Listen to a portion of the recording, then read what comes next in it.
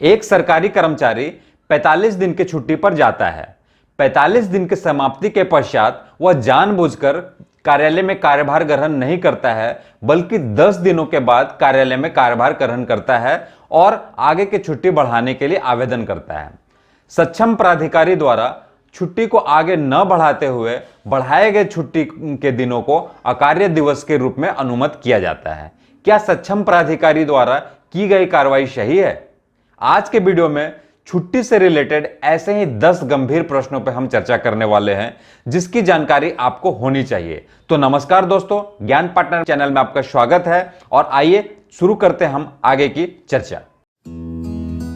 एक कर्मचारी जो अक्सर कार्यालय से अनुपस्थित रहता है, अपने अधिकारी को 15 दिन की अर्जित छुट्टी के लिए आवेदन करता है, परंतु उसके अधिकारी उसके अक्सर अनुपस्थिति को ध्यान में रखते हुए उसे 15 दिन की असाधारण छुट्टी की मंजूरी देते हैं।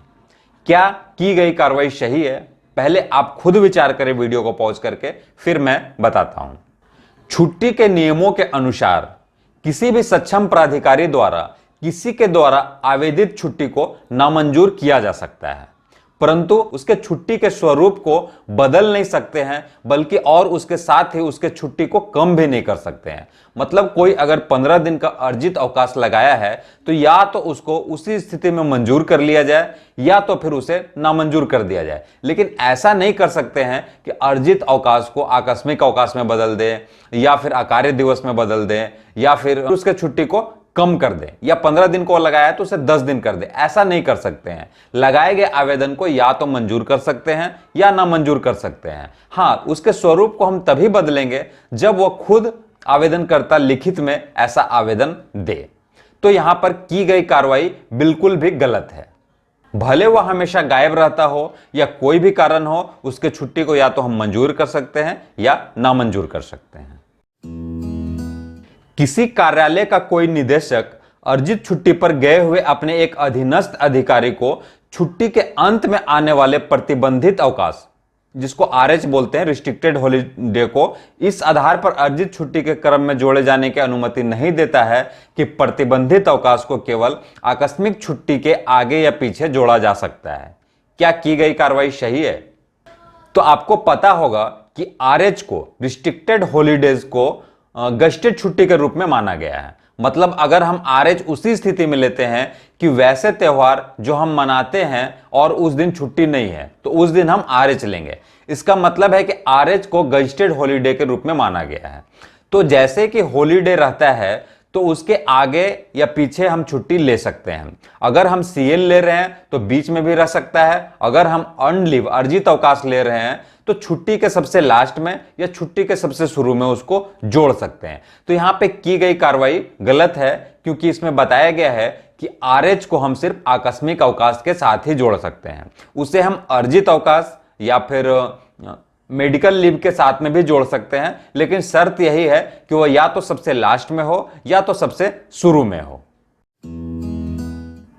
वीडियो के सबसे शुरू में मैंने एक प्रश्न किया था, एक सरकारी कर्मचारी 45 दिनों की अर्जित छुट्टी पर जाता है और जानबूझकर 45 दिनों के बाद वह कार्यालय में कार्यभार ग्रहण नहीं करता है, बल्कि 10 दिनों के बाद कार्यभार ग्रहण करता है और छुट्टी बढ़ाने के लिए आवेदन करता है। लेकिन सक्षम प्राधिकारी द्वारा आगे को बढ़ाए हुए छुट्टी को मंजूर नहीं किया जाता है, बल्कि उसे अकार्य दिवस के रूप में अनुमत किया जाता है। क्या की गई कार्रवाई सही है? तो यहां पे की गई कार्रवाई बिल्कुल भी सही है, क्योंकि आगे का छुट्टी बढ़ाने का जो भी कारण दिया गया है, अगर उससे सक्षम प्राधिकारी संतुष्ट नहीं है तो उस छुट्टी को नामंजूर करते हुए अकार्य दिवस के रूप में वह अनुमत कर सकते हैं। इसलिए यहां पर की गई कार्रवाई सही है। अर्जित अवकाश हमेशा आप पहले से सैंक्शन करवा के जा सकते हैं। अगर बाद में उसे बढ़ाते हैं तो उसके लिए एक प्रॉपर कारण होना चाहिए और सक्षम प्राधिकारी को संतुष्ट होना चाहिए, तभी वो आगे की छुट्टी को वो बढ़ा भी सकते हैं, नहीं भी बढ़ा सकते हैं, या तो उसे अकार्य दिवस के रूप में भी अनुमत कर सकते हैं। तो यहां पर की गई कार्रवाई सही है। अगर आपको यह जानकारी अच्छी लग रही है तो प्लीज वीडियो को एक लाइक कर दें, और अगर लीव रूल से रिलेटेड आपको डिटेल में जानना है तो इसके लिए मैंने एक अलग से वीडियो बना रखा है, जिसका लिंक आपको डिस्क्रिप्शन बॉक्स में मिल जाएगा। एक सरकारी कर्मचारी जिसका सिर्फ केवल एक बच्चा है, वह अपने दूसरे बच्चे के जन्म के 6 माह के बाद पितृत्व अवकाश के लिए आवेदन करता है, लेकिन सक्षम प्राधिकारी द्वारा उसके आवेदन को नामंजूर कर दिया जाता है। क्या की गई कार्रवाई सही है? तो यहां पे की गई कार्रवाई बिल्कुल सही है, क्योंकि जो पितृत्व अवकाश होता है, पैटर्निटी लीव जो होता है, वह एक्सपेक्टेड डेट ऑफ कन्फाइनमेंट से 15 दिन पहले या तो डेट ऑफ बर्थ, बच्चे का जन्म के बाद 6 महीना के भीतर ही लिया जा सकता है। 6 महीना के बाद वह लैप्स हो जाता है। तो यहां पर किया गया आवेदन 6 माह के पश्चात आवेदन किया गया है, इसलिए उसे नामंजूर कर दिया गया है। तो यहां पर की गई कार्रवाई बिल्कुल भी सही है। एक सरकारी कर्मचारी जो वस्तुतः खिलाड़ी है, 12 दिन की विशेष आकस्मिक छुट्टी के बाद 2 दिन की आकस्मिक छुट्टी तथा 10 दिन की अर्जित छुट्टी के लिए आवेदन करता है, जिसे सक्षम प्राधिकारी द्वारा यथास्थिति मंजूर कर लिया जाता है। क्या की गई कार्रवाई सही है? तो आपको पता होना चाहिए कि विशेष आकस्मिक अवकाश के साथ में आकस्मिक अवकाश तो हमेशा जुड़ता ही है, और विशेष परिस्थिति में अर्जित अवकाश भी जोड़ा जा सकता है। लेकिन यहां पर आप प्रश्न में अगर गौर करेंगे तो आप देखेंगे कि विशेष आकस्मिक अवकाश के बाद 2 दिन आकस्मिक अवकाश लिया गया, उसके बाद अर्जित अवकाश लगाया गया है, जिसे मंजूर कर लिया गया है। तो यह बिल्कुल भी की गई कार्रवाई गलत है, क्योंकि विशेष आकस्मिक अवकाश के साथ में आकस्मिक अवकाश को जोड़ सकते हैं, विशेष परिस्थिति में अर्जित अवकाश को भी जोड़ सकते हैं, लेकिन आकस्मिक अवकाश, अर्जित अवकाश दोनों को मिलाकर नहीं जोड़ सकते हैं। इसलिए यहां पे की गई कार्रवाई गलत है, क्योंकि ऐसे मंजूर नहीं किया जा सकता है। एक सरकारी कर्मचारी जिसके अर्जित छुट्टी खाते में मात्र 10 दिन की अर्जित छुट्टी जमा थी, उसने 25 जून से 15 दिन की अर्जित छुट्टी के लिए आवेदन किया। यहां पे ध्यान देंगे आप, 25 जून से 15 दिन के अर्जित छुट्टी के लिए आवेदन किया। सक्षम प्राधिकारी ने मात्र 10 छुट्टी मंजूर की तथा 5 दिन की छुट्टी इस आधार पर मंजूर करने से इनकार कर दिया गया कि उसके खाते में मात्र 10 अर्जित अवकाश शेष है। क्या की गई कार्रवाई सही है? यहां पे क्वेश्चन में आप ध्यान देंगे कि 25 जून को आवेदन किया गया, 25 जून से कोई छुट्टी पे जा रहा है और उसके छुट्टी खाते में 10 छुट्टी थे और वह 15 दिन की छुट्टी लगाया है। लेकिन सक्षम प्राधिकारी द्वारा सिर्फ 10 दिन की छुट्टी मंजूर की गई, क्योंकि उसके छुट्टी खाते में 10 दिन की छुट्टी थी और 5 दिन को नामंजूर कर दिया गया। क्या की गई कार्रवाई सही है? तो यहां पे की गई कार्रवाई बिल्कुल भी गलत है, क्योंकि 10 दिन उसके छुट्टी खाते में तो 10 दिन है पहले से, और जैसे ही 25 जून के बाद 1 जुलाई आएगा तो उसके छुट्टी खाते में 15 दिन छुट्टी क्रेडिट कर दी जाएगी, और वह टोटल 15 दिन की ही छुट्टी लगाया है। तो 10 दिन तो पहले से है, 15 दिन फिर क्रेडिट हो जाएगा, तो टोटल छुट्टी उसके पास 25 हो जाएंगे। तो ऐसी स्थिति में 15 दिन की छुट्टी मंजूर किया जा सकता है। तो अगर उनके छुट्टी को नामंजूर किया गया है तो यहां पे की गई कार्रवाई गलत है। एक अधिकारी ने भारत से बाहर पाकिस्तान में छुट्टी बिताने हेतु 240 दिन के अर्जित छुट्टी के लिए आवेदन किया, जिसे सक्षम प्राधिकारी द्वारा मंजूर कर लिया गया है। क्या की गई कार्रवाई सही है?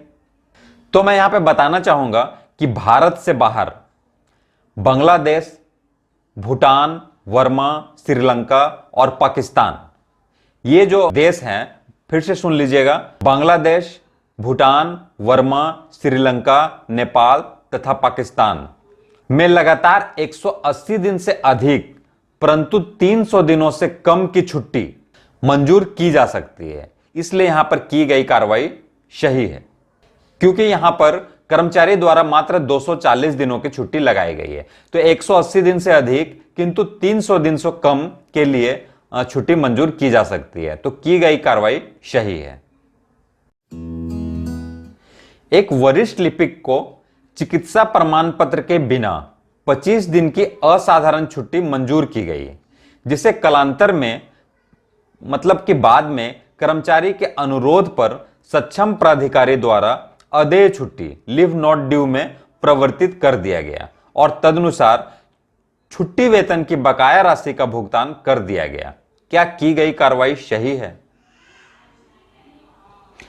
यहां पे आप गौर करेंगे, 25 दिन की असाधारण छुट्टी ली गई थी, जो कि विदाउट मेडिकल सर्टिफिकेट, चिकित्सा प्रमाण पत्र के बिना ली गई थी, जिसे बाद में लीव नॉट ड्यू में परिवर्तित कर दिया गया और उसका पेमेंट कर दिया गया है। तो कभी भी चिकित्सा प्रमाण पत्र के बिना, विदाउट मेडिकल सर्टिफिकेट, असाधारण छुट्टी ली जाती है तो उसे कभी परिवर्तित नहीं किया जा सकता है। अगर मेडिकल सर्टिफिकेट के साथ में है, विथ मेडिकल सर्टिफिकेट है, तो बाद में लीव नॉट ड्यू में उसे हम परिवर्तित कर सकते हैं। लेकिन यहां पर चूंकि बिना चिकित्सा प्रमाण पत्र का लिया गया था और उसे बाद में लीव नॉट ड्यू में परिवर्तित कर दिया गया है, तो यहां पे की गई कार्रवाई बिल्कुल भी गलत है। एक कर्मचारी अपने परिवार में गंभीर बीमारी के आधार पर 15 दिन की रूपांतरित छुट्टी के लिए आवेदन किया, जिसे सक्षम प्राधिकारी ने नामंजूर किया गया। सक्षम प्राधिकारी द्वारा नामंजूर कर दिया गया। क्या की गई कार्रवाई सही है?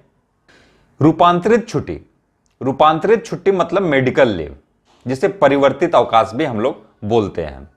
इसे सिर्फ अपनी बीमारी में ही लिया जा सकता है, अपने परिवार की बीमारी में इसे यूज नहीं किया जा सकता है। तो इसलिए यहां पे की गई कार्रवाई सही है, क्योंकि प्रश्न में साफ बताया गया है कि कर्मचारी द्वारा अपने परिवार के सदस्य के गंभीर बीमारी के लिए आवेदन किया गया था, इसलिए उसे नामंजूर कर दिया गया। तो की गई कार्रवाई सही है। एक कर्मचारी को 30 जून को समाप्त छमाही के दौरान 158 दिन की अवधि के लिए निलंबित किया गया एवं निलंबन की अवधि को अकार्य दिवस के रूप में माना गया। 30 जून को कर्मचारी के खाते में कोई छुट्टी शेष नहीं थी। 1 जुलाई को कर्मचारी ने 15 दिन की अर्जित छुट्टी के लिए आवेदन किया। यहां पे क्या कार्रवाई की जाएगी यह आपको बताना है कि क्या उसके छुट्टी को मंजूर किया जाएगा या उसके छुट्टी को नामंजूर किया जाएगा। क्वेश्चन को ध्यान से आप पढ़ेंगे। 30 जून से पहले मतलब 1 जनवरी से 30 जून के बीच में कोई कर्मचारी 158 दिन के लिए निलंबित थे और निलंबन उनका खत्म हो चुका है और निलंबन की जो अवधि है उसे अकार्य दिवस के रूप में माना गया है। अब 30 जून को उनके पास कोई भी छुट्टी नहीं है, लेकिन 1 जुलाई से उन्होंने 15 दिन की छुट्टी लगाया है, तो क्या उसके छुट्टी को मंजूर किया जाएगा? आपके दिमाग में चल रहा होगा कि 1 जुलाई को उनका तो 15 दिन का छुट्टी क्रेडिट होगा, तो उनके छुट्टी को सैंक्शन किया जा सकता है। लेकिन आप ध्यान देंगे कि छमाही में जैसे 1 जनवरी से 30 जून के दौरान या 1 जुलाई से 31 दिसंबर के दौरान जितने भी अकार्य दिवस होते हैं, उस अकार्य दिवस के बदले छुट्टी क्रेडिट करने से पहले 1/10 काट लिया जाता है। तो यहां पे 158 दिन के लिए वो निलंबित थे, जिसे अकार्य दिवस के रूप में माना गया है। तो 158 दिन के बदले उसका 1/10 मतलब 10वां भाग 15 दिन की छुट्टी माइनस कर दिया जाएगा। तो जैसे ही उनका 15 दिन का छुट्टी क्रेडिट होगा, उसमें से 15 दिन का माइनस कर दिया जाएगा, क्योंकि वो 6 महीना के दौरान 150 दिन से ज्यादा मतलब 158 दिन अकार्य दिवस के रूप में थे, तो उनके पास फिर कोई छुट्टी नहीं बचेगी। तो इसलिए उनके छुट्टी को मंजूर नहीं किया जा सकता है, क्योंकि उनके 1 जुलाई को उनके खाते में कोई भी छुट्टी क्रेडिट नहीं होगी। 15 दिन क्रेडिट होगी तो तुरंत 15 दिन माइनस कर दिया जाएगा अकार्य दिवस के बदले। उम्मीद है आपको ये वीडियो अच्छा लगा होगा। अगर आपको कोई भी डाउट है तो आप कमेंट बॉक्स में कमेंट करके पूछ सकते हैं। अगर ये वीडियो आपको अच्छा लगा तो आप अपने दोस्तों में शेयर कर सकते हैं। ऐसे ही रिलेटेड अगर आपके मन में कोई भी प्रश्न हो, कोई भी शंका हो, तो आप कमेंट बॉक्स में कमेंट करके पूछ सकते हैं। मेरी ओर से आपको जवाब देने का प्रयास किया जाएगा और अति शीघ्र देने का प्रयास किया जाएगा। तो धन्यवाद दोस्तों, बाय बाय।